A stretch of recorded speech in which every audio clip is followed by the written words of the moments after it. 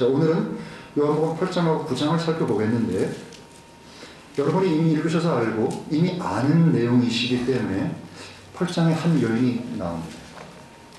8장에 한 여자가 나옵니다.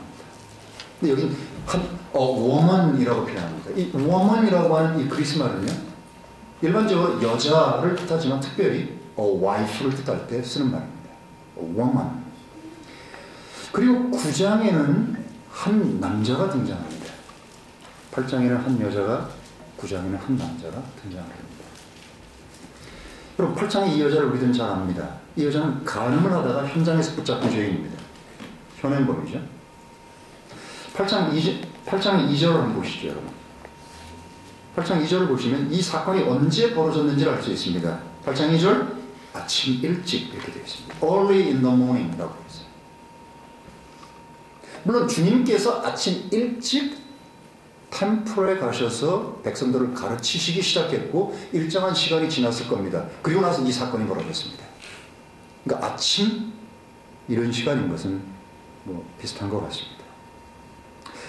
아내가 있는 남자와, 그렇기 때문에 이제 간음이라는 표현을 썼죠.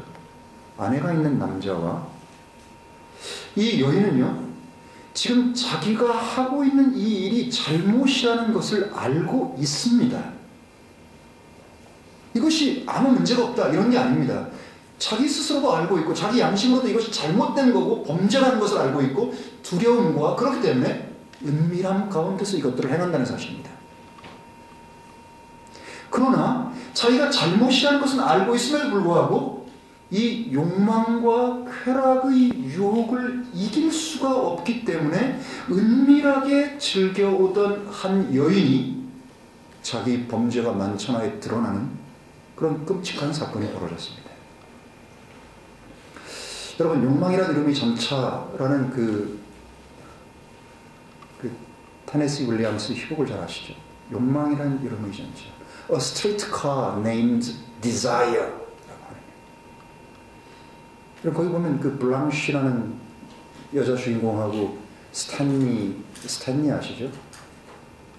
옛날 영화의 기억에 의하면 그 말론 블란드가 젊었을 때 그 스탠리 역할을 했습니다.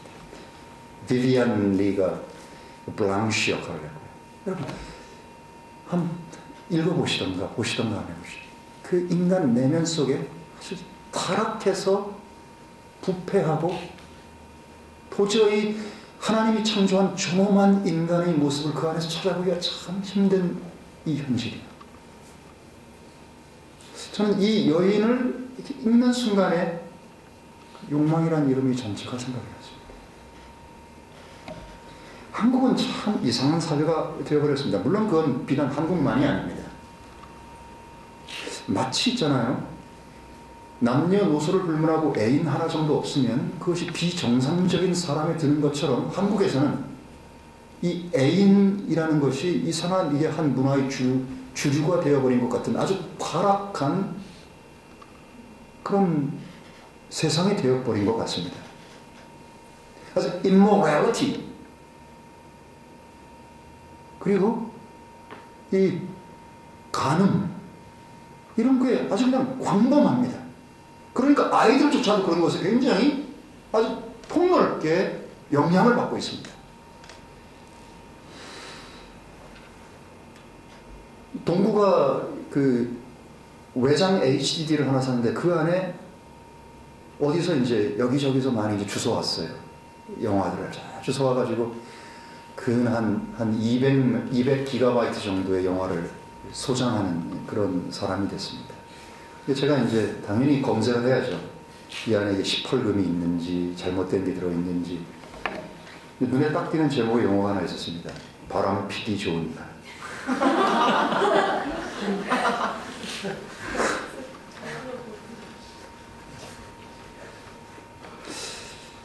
한국 영화 중에 바람 피기 좋은 날 이전에 또 바람과 관련된 영화가 하나 있었습니다. 뭔지 아십니까? 바람난 가족. 바람난 가족. 그 영화 아주 끔찍합니다. 전 본 적이 있습니다. 끔찍합니다. 뭘 도대체 그 감독이 의도했을까요? 그 세태를 고발하고자 했던 게 아니겠습니까? 얼마나 가족이라는 밸류가 해체되고 그렇게 둔감할 정도로 그렇게 바람이 남녀노소를 불문하고 일상적으로 애인 하나 정도 이런 세태인 것을 강렬하게 고발하고 싶지 않았겠습니까? 왜 그럴까요? 우리 마음속에도 여전히 그런 것들이 있기 때문입니다.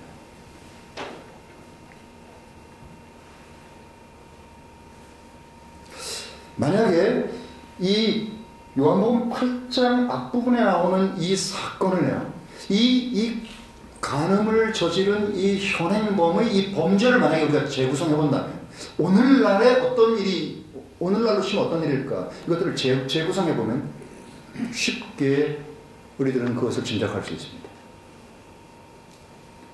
어느 남녀가 모텔에 투숙을 했겠죠. 그리고 이제 어떤 일이 벌어졌겠죠. 18세 이하의 아이들이 많으니까 생략하고요. 뭐 안다는 듯이 빙그레 웃고 그래요. 자, 지금 이제 문제 이겁니다. 이른 아침 아직 잠도 깨지 않은 상태에 갑자기 문이 덜컹 하고 열리더니 성난 몇 명의 사람과 경찰이 들이닥쳤습니다. 한국식으로 얘기하면 간통죄의 현장입니다. 사진이 찍히고 기겁하고 놀란 남녀에게 주먹과 발길질이 오가고 거친 욕설이 난무하고 남편이 가늠하다 현장에서 붙잡힌 아내를 질질 끌고 나가는 장면. 아내는 고래고래 악을 쓰면서 대항합니다. 아내는 수치를 가리기 위해 뭐라도 손이 잡히는 대로 몸을 가리려고 합니다. 그렇지만 그 여인의 마음속에서는 그 순간 이제 모든 것이 끝장이라는 사실을 알고 고통스러워하지 않겠습니까? 모두가 끝이다. 이제 난 절망이다. 모든 사람이 나의 이 부끄러운 모습을, 나의 이 추악한 모습을 이제 다 알게 된다. 나는 정말 수치스러운 여자, 가늠하다가 현장에서 발각된 바로 그 여자. 9장으로 한번 가보시죠, 여러분. 9장 다 읽어봐서 아시겠지만 9장에는 한 남자가 나옵니다. 여러분, 이 남자는 태어날 때부터 소경이었습니다. born blind. 태어날 때부터 소경입니다. 그는 한 번도 본 적이 없습니다. 그의 속은 항상 깜깜합니다. 분명히 존재하는 실체와 현실 세계가 있고 그 속에 살고 있어도 그는 볼 수 없습니다. 그는 빛을 본 적이 없습니다. 아무리 사람들이 그에게 자세히 설명을 해줘도요, 아무리 그가 상상하고 추측을 해봐도 그는 알 길이 없습니다. 그는 현실 세계 속에서 언제나 단 한 번도 실체를 보지 못하고 죽을 운명에 처해 있는 비참한 사람입니다. 그가 소경이 된 것은 부모의 잘못이 아닙니다. 자기 죄 때문도 아닙니다. 그는 그 이유를 모릅니다. 아마 여러분이라면 어떻겠습니까? 여러분 분명히 자살을 생각해 봤을 겁니다. 이 사람 역시 자살을 생각해 봤겠죠? 아니면 허구한 날 부모에게 달려들면서 어머니 왜 나를 낳으셨나요? 울며 불며 부모를 원망하고 부모에게 달려들고 세상을 저주하고 또 자신을 저주하고 그랬을 것입니다. 그래도 그는 볼 수 없었습니다. 좌절을 넘어서 절망을 밥 먹듯이 그는 수없이 반복했을 것입니다. 그런데 문제는 앞은 못 봐도 배는 계속 고프다는 사실입니다. 여러분, 여기에 참 인간의 비루함이 있습니다. 먹고 살기 위해서 그는 어려서부터 국어를 해야만 했습니다. 우리는 전후 문맥을 읽어보면 금방 알 수 있습니다. 그 부모가 잘 사는 사람이었다면 국어를 시키지 않습니다. 그렇죠? 그 방법밖에는 그는 가지고 있었고, 그 방법밖에 그는 없었고, 자기 먹을 것을 해결해야 됐습니다. 여러분, 참 이 시점에서 오늘날 이 세상을 살고 있는 이 사람들에 대해 생각해 봅니다. 그들이 직장인이든